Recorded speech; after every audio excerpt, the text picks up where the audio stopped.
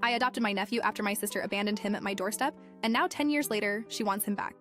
10 years ago, I was 22, fresh out of college, and barely surviving on an entry-level salary in a cramped one-bedroom apartment. My older sister, Tara, was involved with some small-time drug dealer.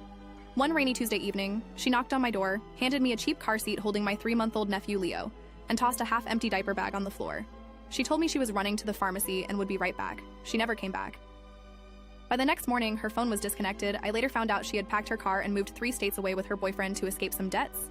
I could have called CPS, but looking down at this tiny, helpless baby who had just been thrown away by his own mother made my heart absolutely shatter. I couldn't let him go into the system. Those first few years were the hardest thing I've ever done.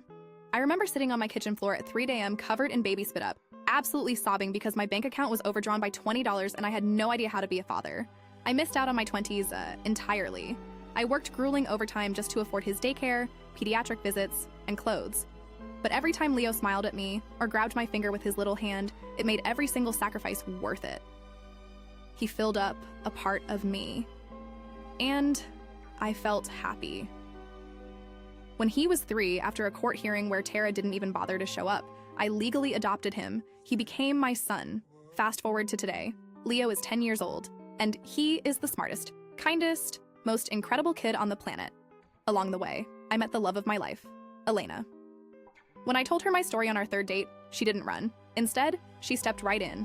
She has been a fiercely loving, devoted mother to Leo for the past 5 years. The 3 of us have built a beautiful, stable, and incredibly happy life together. Last week, my doorbell rang. I opened it to find Tara standing on my porch. It had been a decade since she dumped a diaper bag on my floor. She is currently working a minimum wage job, living in a tiny studio, and is dating yet another sketchy guy. She immediately started crying, telling me she had done a lot of soul-searching and was finally ready to step up and be a mother. She demanded that I pack Leo's things and hand him over to her. She actually looked me in the eye and said, "Thanks for babysitting, but a boy belongs with his real mom." The sheer audacity made my blood boil. I just looked at her and said, "Leo already has a real mom, and she's inside making him dinner. I am his father. If you ever come near my property again, I will have you arrested for trespassing."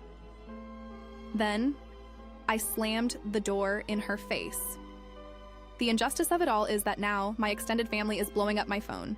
My own mother called me heartless, saying Tara is family and deserves a second chance, completely ignoring the fact that she would be dragging a child into poverty and instability just to make herself feel better. But I don't care what they say. When I walked back inside that night, Leo and Elena were sitting on the living room rug, laughing and building a Lego set together. That is my family, and I do not need anything else. Am I wrong, though?